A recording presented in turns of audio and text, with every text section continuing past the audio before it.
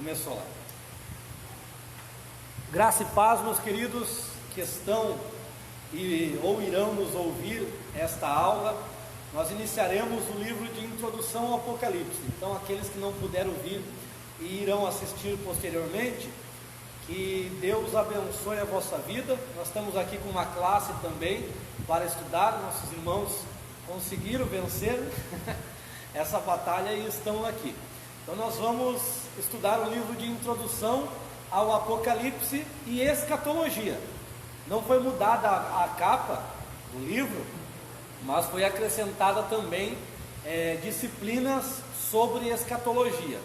Então você vai observar no teu livro que tem tanto temas lá no sumário, no índice, tem tanto temas do livro de Apocalipse, quanto em cada lição ao final foi colocado primeira escatologia 1, escatologia 2, escatologia 3, que na realidade é uma sequência de eventos que eu tentei explicar aqui para os irmãos para ampliar o conteúdo.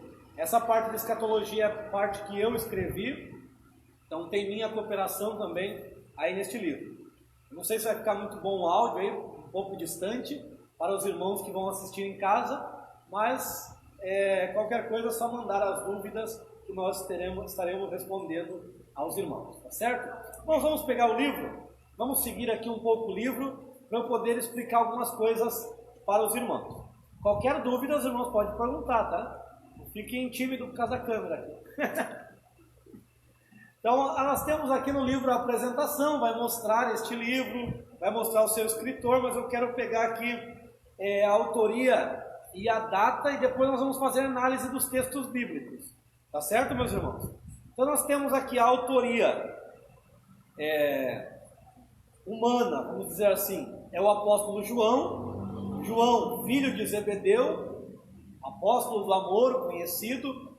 Então, João era o discípulo, uma curiosidade, João era o discípulo mais novo entre todos os discípulos e é aquele que mais viveu. Então, ele morre lá pelo ano 100 e poucos depois de Cristo, na sua velhice. Só que antes ele vai sofrer por causa da palavra. Então ele vai sofrer, está lá em Apocalipse, vamos ler, irmãos?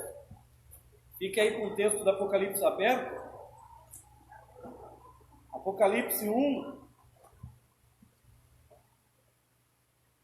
versículo 9. Vou ler aqui para os irmãos. Eu, João, irmão e vosso coparticipante na tribulação, no reino e na paciência em Jesus Cristo, estava na ilha chamada Patmos por causa da palavra de Deus e do testemunho de Jesus Cristo. Então observa que ele vai passar por perseguição.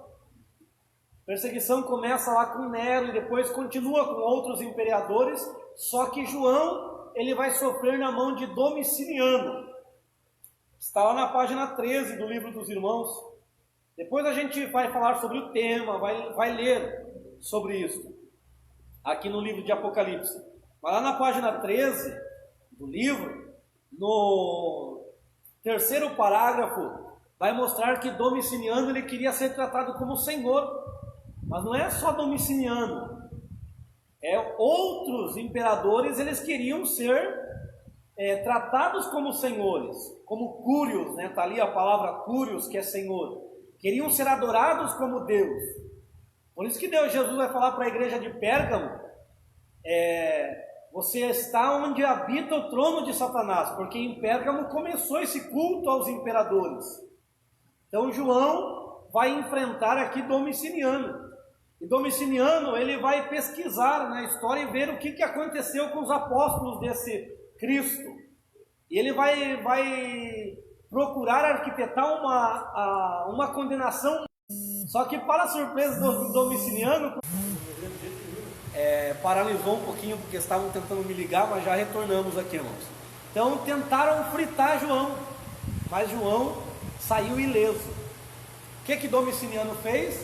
Mandou ele para a ilha de Patmos, para morrer trabalhando, fazendo serviços, para morrer exilado. Só que enquanto ele estava exilado, Jesus vem e se revela a ele. Irmãos, então esse exílio que nós estamos vivendo nos dias de hoje, né? O exílio da corona, é o momento que Jesus está se revelando às pessoas. Está se revelando.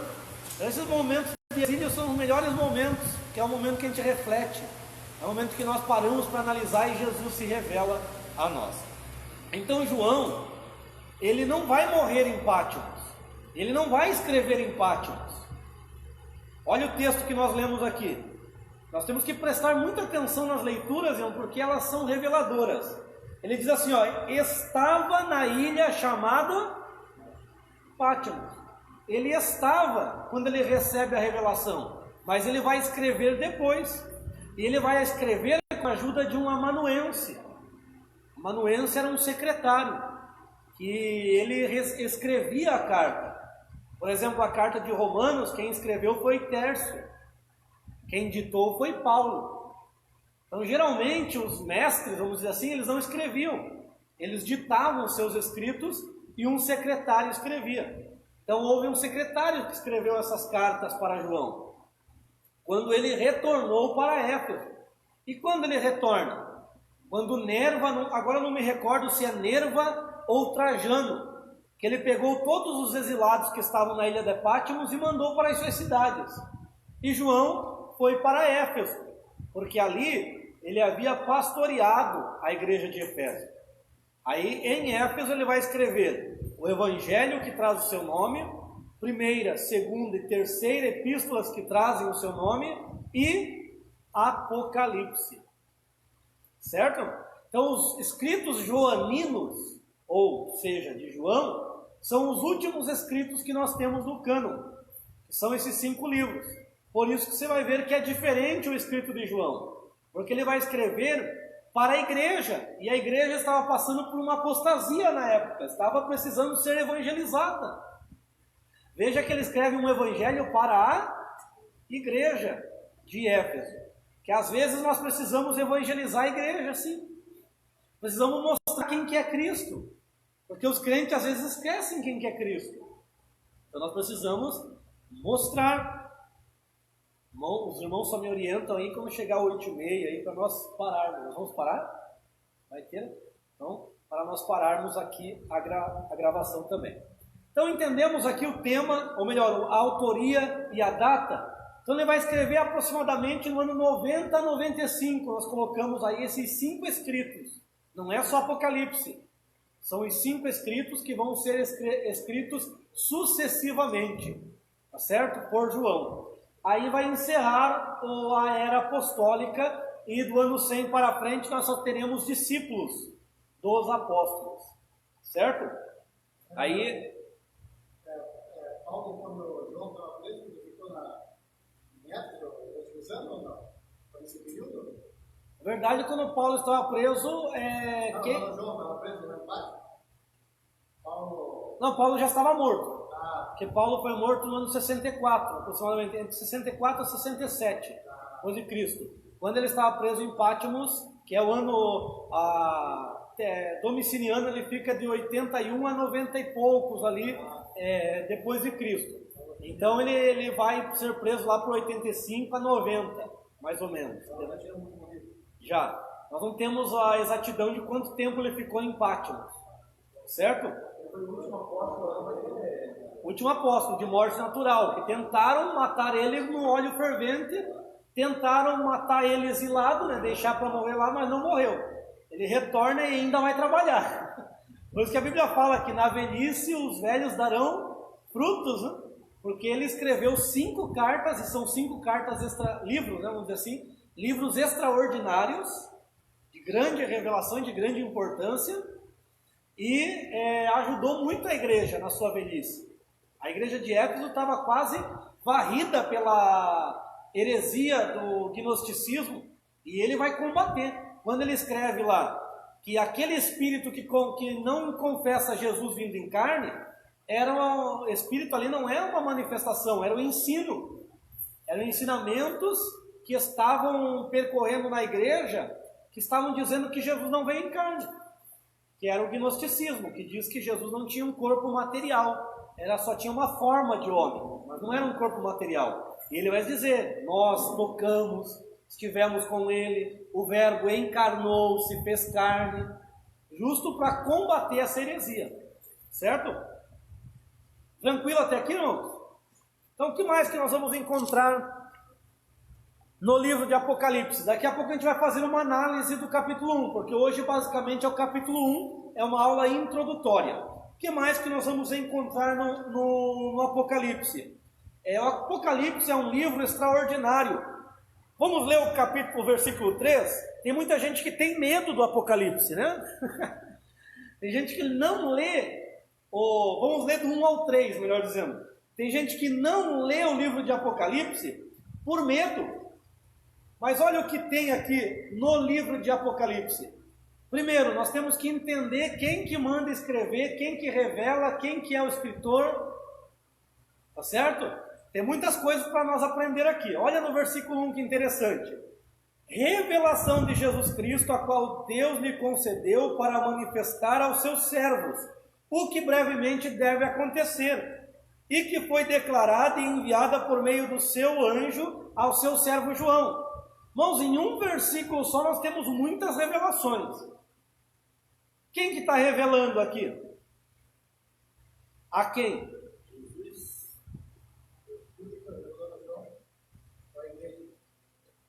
Viu como nós lemos pela metade? Ou melhor, nós entendemos pela metade? Os irmãos disseram que é Jesus revelando. Porque é o que vai estar escrito aqui em algum momento do livro também. Não é isso que nós ouvimos? Uma revelação de Jesus Cristo. Mas espera aí, se nós analisarmos o texto, coloca outros personagens aí. Olha aqui o que diz. Revelação que Deus concedeu a... Não, antes, lá no início. A Jesus. Revelação de Jesus Cristo, a qual Deus concedeu para manifestar a seus servos. Então, quem concedeu essa revelação a Jesus Cristo primeiro? Deus. Você observa que é Deus quem deu todas as orientações ou revelação para Jesus falar a seus servos. A gente exclui Deus da equação aqui. A gente só coloca Jesus revelando. Então, aí nós temos uma coisa um ponto bem interessante aqui. Quando Jesus... Oi? Exatamente. Quando Jesus disse que a hora, o dia, nem o Filho do Homem sabia, de fato era algo que Deus ainda iria manifestar a ele. Por quê? O próprio Jesus disse, a respeito de horas, estações, tempos, só meu Pai sabe. Porque isso tudo estava guardado em Deus. O próprio Cristo estava guardado em Deus e todos os tempos estavam guardados nele.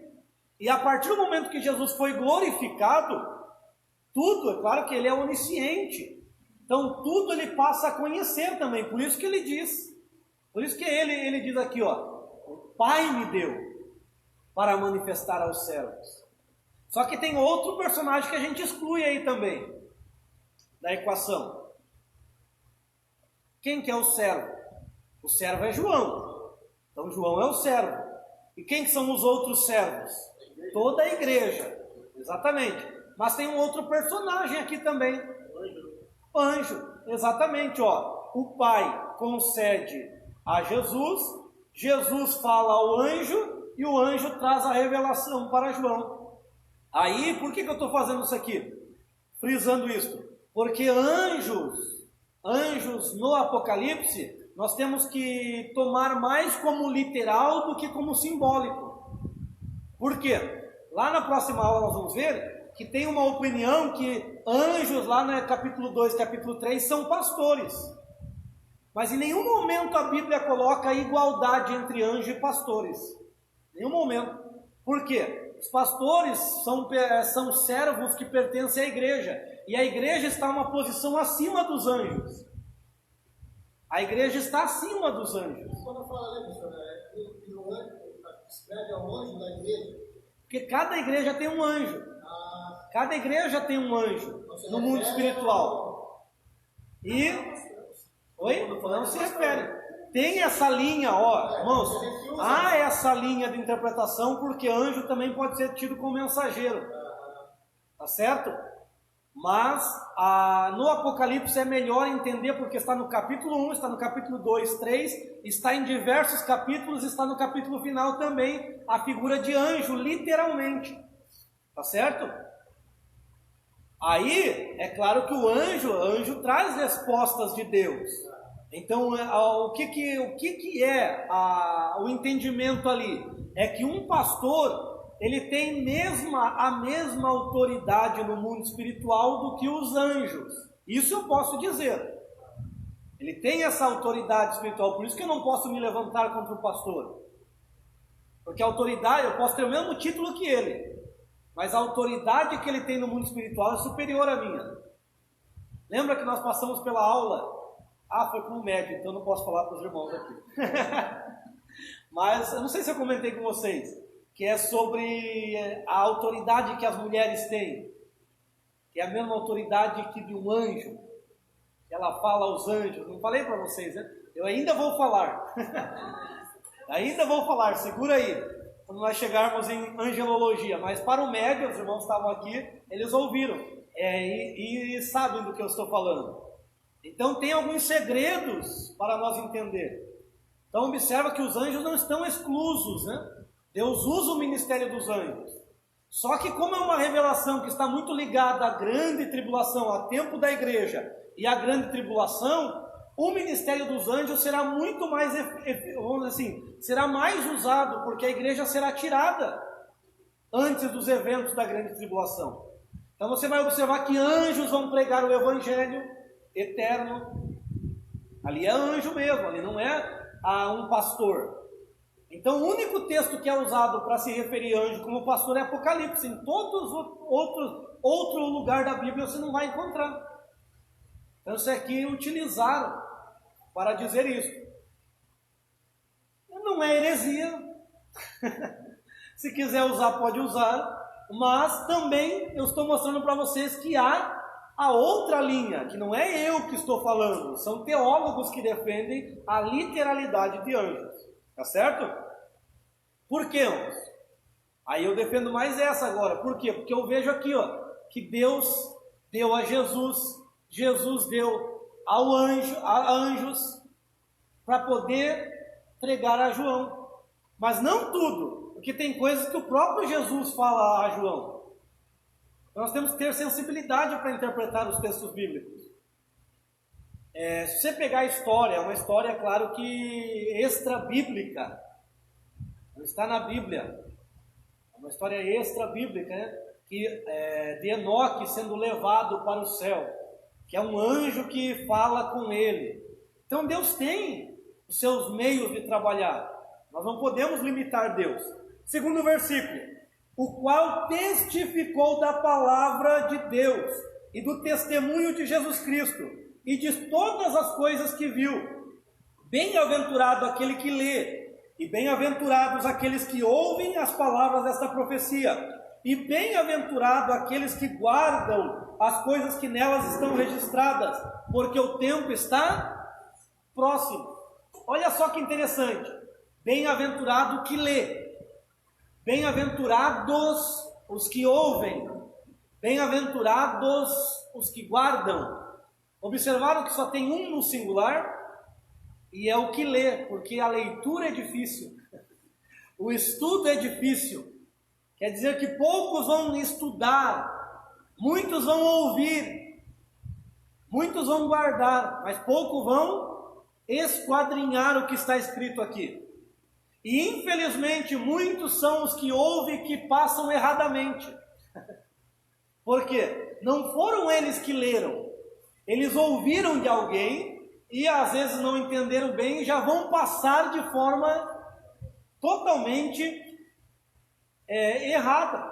Por isso, irmãos, é importante você ler, meditar nas Escrituras. É bom nós estarmos aqui em aula, é bom nós ouvirmos pastores, mas você tem que ler também para que você entenda que o Espírito Santo está com você também. E você vai entender quando alguém falar. A partir do momento que você for uma pessoa que estuda a Bíblia, lê a Bíblia, faz um curso como esse, quando alguém for falar alguma coisa, você já vai identificar alguma coisa. Espera aí, isso aí está meio O Nilo veio conversar, mas tem um negócio aqui que eu vi que eu não tinha ouvido ainda, não tinha lido ainda. Então isso é importante. Por quê? Nós estamos esquadrinhando as Escrituras, lendo. E quando aparece algo diferente ali, eu preciso entender isso aqui. Que negócio é esse? Por isso aqui, irmãos, há uma bem-aventurança para os que leem, para os que ouvem e para os que guardam este livro. Então é um livro, irmão, que fala do triunfo. Não é um livro para ter medo. É um livro que nós devemos amar, porque fala da igreja triunfante, a igreja que vai vencer. O que mais que tem?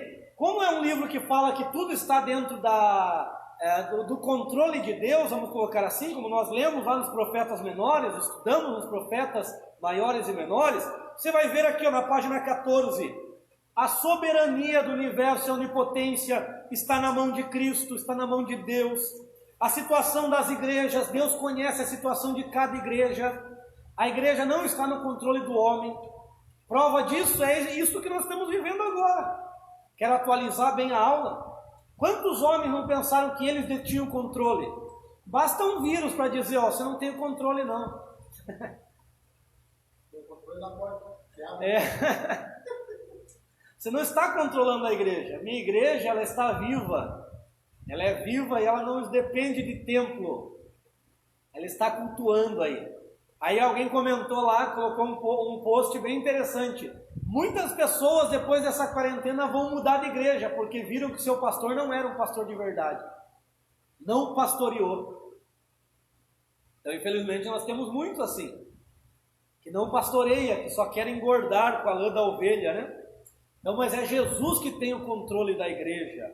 Os juízos, sobre ímpios, a eternidade, o triunfo glorioso dos que perseveram, a manifestação da igreja gloriosa, com Cristo, a derrota final de Satanás. Então aqui, irmãos, é um livro para nós nos alegrarmos, porque mostra o nosso inimigo derrotado, a vida eterna de glória, que teremos. Destinatários, quem são os destinatários? Os primeiros destinatários são as 7 e... Onde que está isso?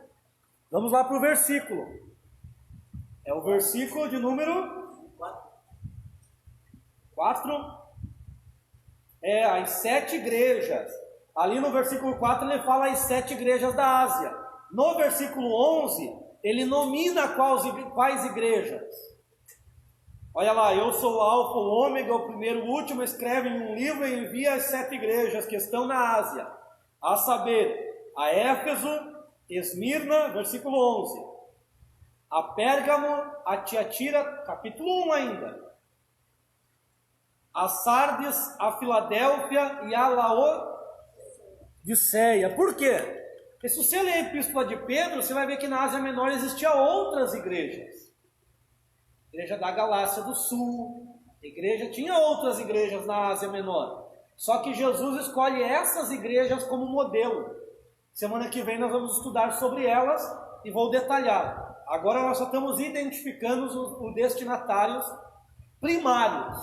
Porém, toda a igreja de todo o período são os destinatários secundários. E nós vamos dar algumas chaves de interpretação do livro de Apocalipse para vocês. Vamos colocar a igreja em nome de Filadélfia. Vamos colocar a igreja de Laodiceia. Ninguém quer Laodiceia, né? Tem nome de pessoas Laodiceia, né? Mas ninguém quer ser. Mas nós vamos estudar bem. Só quer ser Filadélfia? Mas para ser Filadélfia é difícil também, né? Irmãos, característica deste livro é que a centralidade está em Cristo, porque Cristo é a centralidade de toda a Bíblia. Toda a Bíblia, Jesus é o centro. O Antigo Testamento é prenúncios do Messias. Os Evangelhos é o Cristo revelado. As epístolas, explicação do que Cristo ensinou. E o Apocalipse ali nós temos a consumação do que Cristo veio fazer. Aí você me pergunta, é um tema bem confuso, você me pergunta quando será o arrebatamento, quando será a vinda, tudo isso nós vamos explicar. Mas por que os profetas, algo que eu quero detalhar para os irmãos, por que os profetas não detalharam isso? Por que nós vamos ter detalhamento dessas vindas de Cristo só no Novo Testamento. Porque é mais ou menos assim, ó. Deixa eu pegar aqui. É como se os profetas estivessem vendo uma montanha. Então aqui, ó. Os profetas viram essa montanha. E essa montanha se chama vinda do Messias. Então os profetas viram o Messias vindo. Eles viram isso, que o Messias ia vir. Porém, quando as profecias vão se cumprindo e nós escalamos essa montanha, nós pudemos perceber outra coisa. Eu acho que quem está aí não vai poder ver muito, mas ouvindo você vai compreender.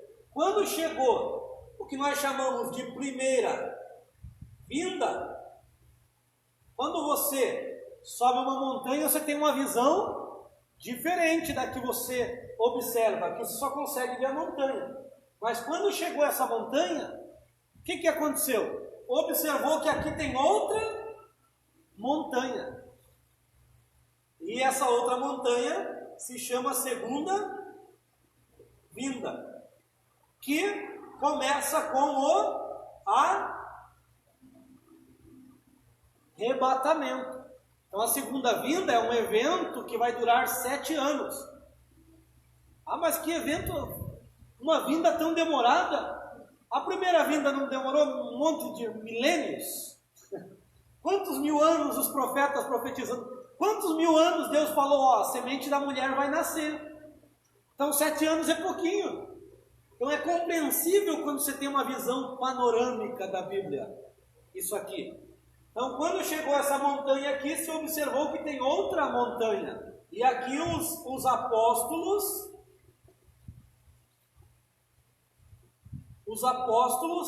eles ensinaram sobre essa outra montanha, que é a segunda vinda de Cristo.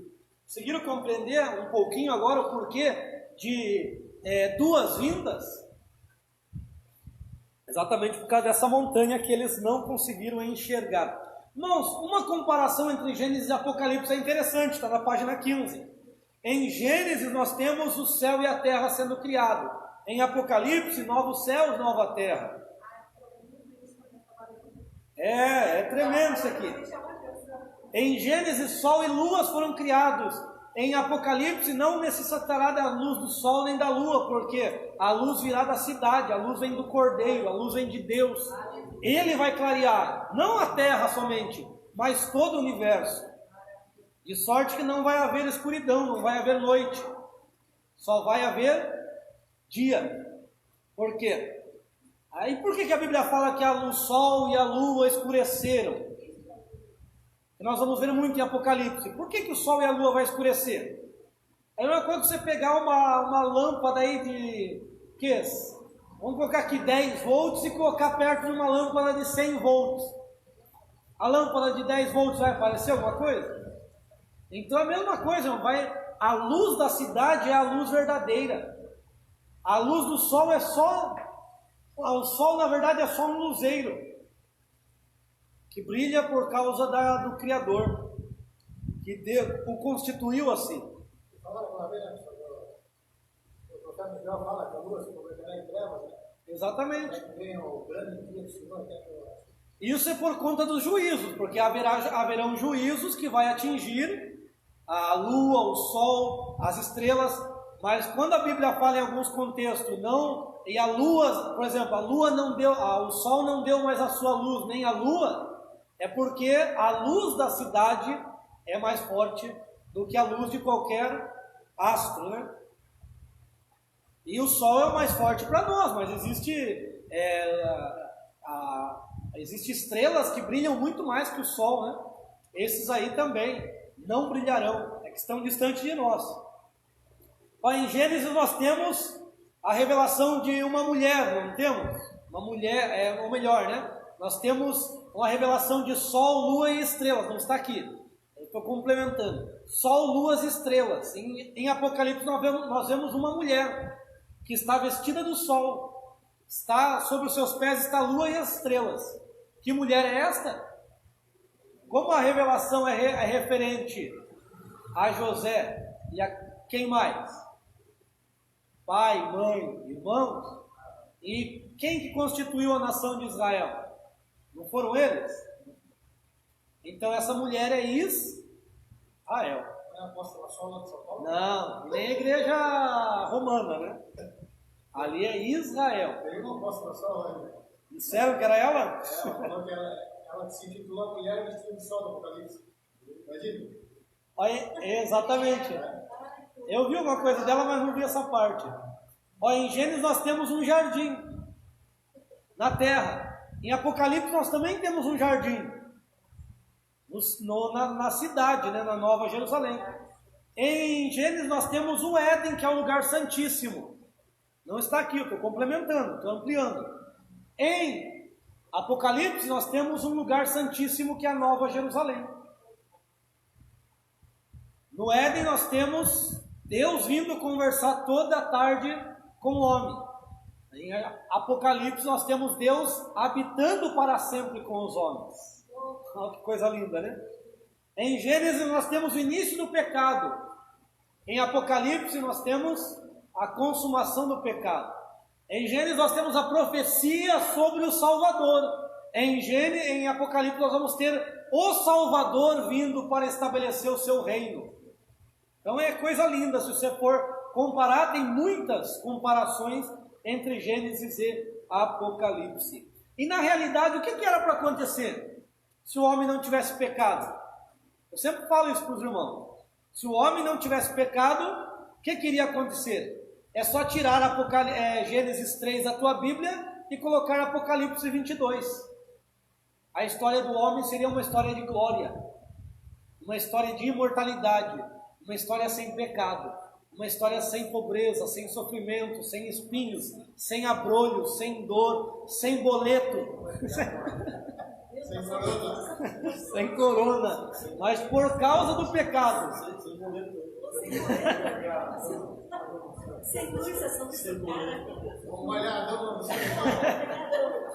Irmãos, capítulo 3 de Gênesis a Apocalipse 21 é essa história de sofrimento do homem, mas depois virá a história da redenção também, tá certo? Então, nos oriente do horário aí. Irmãos, em Apocalipse nós temos aquele simbolismo dos 7, porque principalmente é muito ligado a Israel isso aqui, e a nós também tem algumas coisas, mas está ligado principalmente à plenitude de tempo, a plenitude, e a plenitude ela acontecerá a partir do arrebatamento da igreja, começará a dispensação da plenitude dos tempos. Já vou explicar isso para vocês. Mas 7 Espíritos de Deus fala da plenitude, porque não é 7 Espíritos aleatórios. Então o número 7 tem mais a ver com plenitude do que com perfeição, tá certo? Embora signifique também. Mas no 7º dia Deus descansou. Por que Deus descansou? Porque Ele acabou toda a obra, ou seja, plenitude, findou. Então 7 Espíritos, plenitude. 7 igrejas, a igreja simbolizada na sua totalidade. 7 castiçais de ouro, o simbolismo de toda a igreja. E cada castiçal tem 7 hastes. Se você fizer 7 vezes 7, dá 49. 49 é a atuação do Espírito na igreja. Então o Espírito tem 49 atuações diferentes, o Espírito Santo. Ele atua de 49 formas diferentes. E você vai ver essas atuações na Bíblia.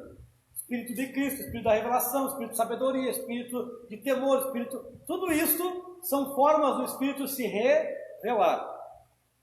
7 anjos. Aí você vai ver 7 anjos às 7 igrejas. Então, a semana que vem eu vou trazer o mapa para mostrar para vocês. Então, cada anjo estava se posicionado ao lado de um castiçal. Então, João vai ver 7 castiçais. João vai ver 7 estrelas, que representam os 7 anjos. Certo? João vai ver. Então, se nós juntarmos a revelação, você observa uma visão diferente da que muitas vezes as pessoas passam. Então tem 7 anjos também, as 7 igrejas. Então cada anjo estava ao lado de uma igreja. 7 selos, 7 trombetas, um cordeiro com 7 pontas, 7 olhos, 7 trovões, 7 taças, entre outras ocorrências que se verá no livro de Apocalipse. Porque o livro de Apocalipse vai mostrar a plenitude dos tempos. Eu já vou mostrar para os irmãos. Que horas são? 8h30? Beleza. Então já quero mostrar aqui para os irmãos.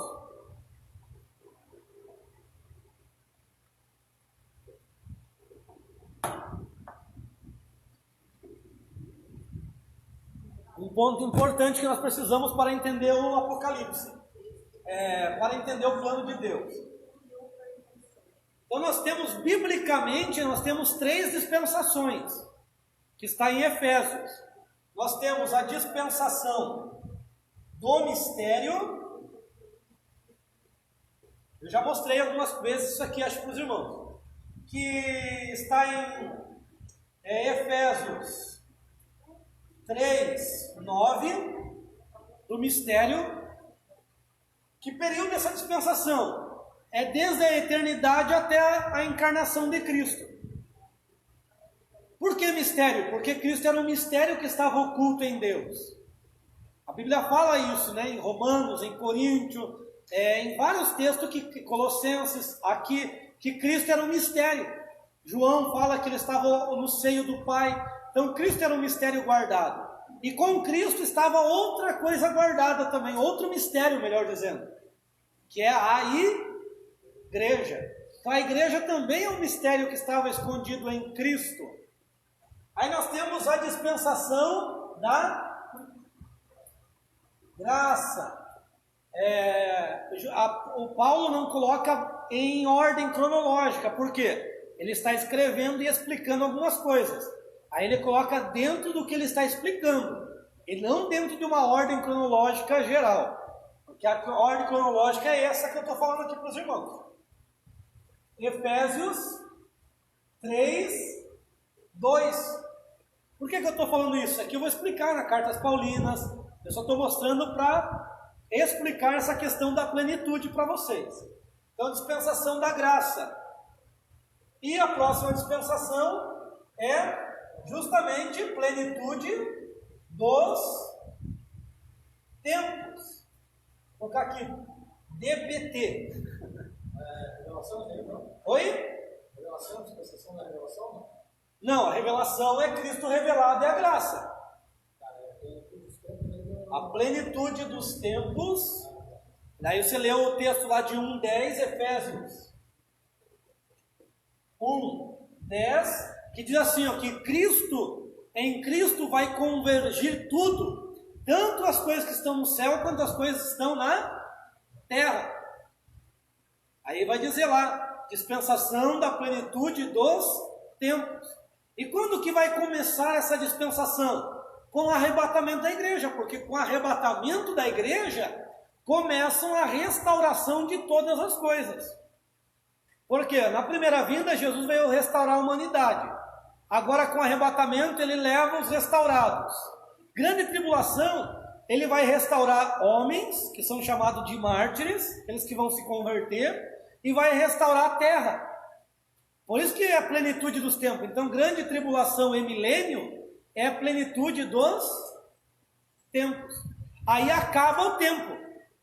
Acaba o tempo humano, o tempo cronológico, e começa o tempo ou seja, a eternidade entra, que eu vou explicar já a diferença entre tempo e eternidade, para nós entendermos. Tudo isso eu só falei, só comentei, não expliquei, para mostrar que há a plenitude dos tempos, e Apocalipse fala dessa plenitude, que também os profetas falaram, que é o dia do Senhor, o dia do juízo, o dia que a iniquidade será julgada, que nós aprendemos no livro dos profetas. Pegaram? Vocês estão com um semblante meio de dúvida? Tá tranquilo? Então isso aqui eu vou explicar nas epístolas paulinas, porque isso aqui é uma teologia paulina, achei que essa plenitude dos tempos era assim, a revelação de Cristo vindo buscar a igreja, mas no caso esse aí já é um arrebatamento, né? É assim, é que quando acaba uma dispensação, Deus estabelece outra. O que é dispensação? Dispensação é a mesma palavra para administração. É uma forma que Deus administra, Deus ele age. Pela teologia você vai aprender que há 7 dispensações. Pela Bíblia você vai ver que há apenas 3. E eu me baso nessas 3. Então, desde a eternidade até Jesus encarnar, dispensação do mistério. Desde a encarnação até o arrebatamento, dispensação da graça, porque é o período da manifestação da graça. Aconteceu o arrebatamento, começa o cumprimento de todas as coisas, ou seja, a plenitude das coisas, plenitude dos tempos, porque inclusive vai se cumprir profecias de Daniel, né, que é a 70ª semana. No Velho Testamento tem uma dispensação? Então, o Velho Testamento, se você pegar, é aqui, ó, mistério, até a manifestação de Cristo. Porque eu já vi alguém falar sobre viver a quinta dispensação da inocência, consciência, governo humano, patriarcal e Deus. Então, essa é a dispensação teológica. Porque dentro do ponto teológico, há 2 vertentes, a dispensacionalista e a aliancista. Então, que é simplesmente meios de explicar como que Deus age. Por exemplo, a aliancista vai dizer que Deus age conforme as alianças. E são 7 alianças, desde Adão até a aliança de Cristo. E a dispensacionalista clássica vai dizer que há 7 dispensações. Essas 5 que você falou, mais a graça, que é a 6ª, e o milênio é a 7ª. Então essas são as 7 dispensações teológicas, estudada por Scofield, desenvolvida, né, por Scofield, entre outros, não foi ele o único. Mas pela teologia paulina, Paulo vai falar de apenas 3. E assim como eles dividem a Bíblia nesses períodos, você pode dividir a Bíblia em 3 períodos. Você pode dividir aqui, ó, do mistério, que vai pegar desde a eternidade, que daí alguém diz, isso é espiritual. Não, não é espiritual. Dá para você pegar, que eu não estou explicando isso aqui, só estou comentando, depois eu vou explicar. Aí você pega todos os períodos na eternidade para colocar aqui, e todos os períodos de Gênesis, que é da criação até a encarnação de Cristo, e você vê que o Antigo Testamento está aqui. E aqui também, porque a graça, o João Batista, ele é um profeta nos moldes da antiga aliança, porque a nova aliança vai estabelecer com a noite da ceia e a morte de Cristo. Por isso que ele diz, este é o sangue da minha aliança, da nova aliança, certo? Então a nova aliança não começa em Mateus 1. Então a encarnação de Cristo aqui fala de todo o período que Cristo está na terra, certo? E o arrebatamento vai ser quando vai fechar essa dispensação e vai começar a cumprimento de todas as profecias que Deus já determinou. Muitas. Aí você vai separar, uma forma de entender o livro é separar o versículo 19, que é o versículo chave, capítulo 1, versículo 19, é o versículo chave da nossa interpretação, da teologia pentecostal. Vamos ler? 1,19 diz aqui, ó: escreve, pois, as coisas que tem visto, as coisas que são e as coisas que hão de acontecer. Então, irmãos, eu só vou explicar o ponto bíblico e depois eu venho explicando outro ponto para os irmãos. As coisas que tem visto, segundo a teologia mais tradicional, é a visão do Cristo glorificado, que está nos versículos 1 a 18, que ele vê Jesus, cabelos brancos como a lã, aquela visão do Cristo glorificado. As coisas que são as coisas que estavam acontecendo com a igreja, capítulo 2, capítulo 3. E as que hão de acontecer, capítulo 4 ao capítulo 22, até encerrar o livro. Então esta é uma visão de como você pode esboçar este livro. Eu vou mostrar para os irmãos que há outras formas. Esta é uma primária, certo? E depois eu vou explicar de uma outra forma essas coisas que tem visto, são e hão de acontecer. Tá bom, irmãos? Vocês terem um conhecimento bem amplo. Mas está tranquilo até aqui? As coisas que visto, Cristo glorificado, são o que estava acontecendo na igreja, que hão de acontecer, capítulo 4 em diante. Aí vai mostrar para nós aqui no livro, para nós fazermos uma análise. Nós já estamos fazendo essa análise do livro. O prólogo do livro, capítulo 1, até o versículo 8. Nós já fizemos a leitura do capítulo 1 até o versículo 3, certo? Vamos fazer mais alguns versículos? Vamos até o versículo 8, daí a gente encerra e retorna depois do intervalo. Então, olha só, capítulo 4 em diante é bem interessante também. Nós já vimos que o 1, 2 e o 3 eram bem interessantes. Os próximos versículos também são. Ó, de João, vamos prestar atenção na leitura. 1, 4. Estamos só no capítulo 1, irmão, não avançamos nada. Estamos só no capítulo 1 hoje.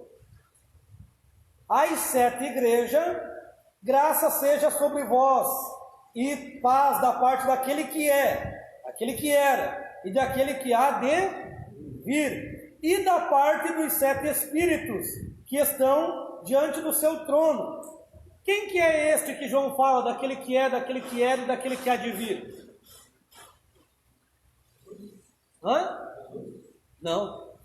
Não é Jesus. Por que não é Jesus? Porque Jesus nós vamos ver no versículo 5. Eu fiz questão de parar no 4 para vocês darem essa resposta mesmo. Para vocês entenderem a importância de nós lermos com contexto. Não são os 7 espíritos também, porque os 7 espíritos é o Espírito Santo. Ó, é Deus ali, o Pai. Daí ali está o Espírito, e ó, o versículo 5. E da parte de Jesus Cristo, que é a fiel testemunha, o primogênito dos mortos, os príncipes dos reis da terra, aquele que nos amou e pelo próprio sangue nos lavou de nossos pecados. Eu fiz essa questão de parar para vocês analisarem o que a gente se lê com contexto. Então aqui em 2 versículos nós temos o Pai, nós temos o Espírito Santo e nós temos o Filho. Isso aqui é para você provar a divindade. Ou, se preferir, o termo trindade. Em 2 versículos nós temos a trindade. Certo? E o que aconteceu? E nos fez reino e sacerdócio para Deus, seu Pai. A Ele seja a glória e o império pelos séculos dos séculos. Amém. Então observa que Cristo nos fez reinos e sacerdote para quem? Para o Pai. Daí um texto que remonta a vinda em glória. Eis que ele vem com as nuvens, e todo olho o verá, inclusive aqueles que o transpassaram. Todas as linhagens da terra pantearão sobre ele, sim, para todo sempre. Amém. Aí Jesus fala aqui, ó: eu sou o Alfa e o Ômega, o princípio e o fim, diz o Senhor Deus, aquele que era e aquele que há de vir, Todo-Poderoso. Na verdade, é título do Pai também. Alfa e Ômega também são títulos, tanto para Jesus quanto para o Pai. Vamos ver uma diferença aqui nessa tradução. Veja aí, diz assim, ó: eu sou o Alfa e o Ômega, o princípio e o fim, título de Jesus, né? Mas aqui também diz que é título de Deus, conforme essa tradução. Diz o Senhor. Tem tradução que não coloca isso. Diz o Senhor, né? Mas quando coloca aqui diz o Senhor Deus, está se referindo ao Pai. Porque é a mesma coisa que está no capítulo 1:1, capítulo 1:4. Certo? Revelação de Deus. Deus aqui é o Pai. Então tem traduções que coloca Senhor, daí nós atribuímos esse título a Cristo. Somente. Mas esse título também é do Pai, porque eles são o mesmo. ou melhor, eles são iguais, né? A mesma autoridade, o Pai, o Filho e o Espírito Santo.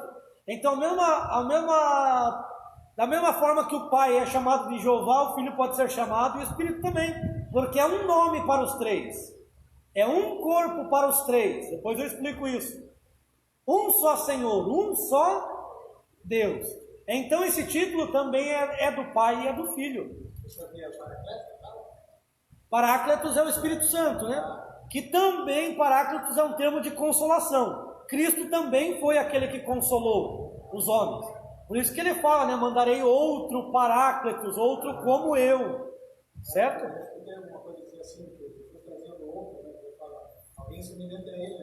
Exatamente. Está em João, é teologia joanina também.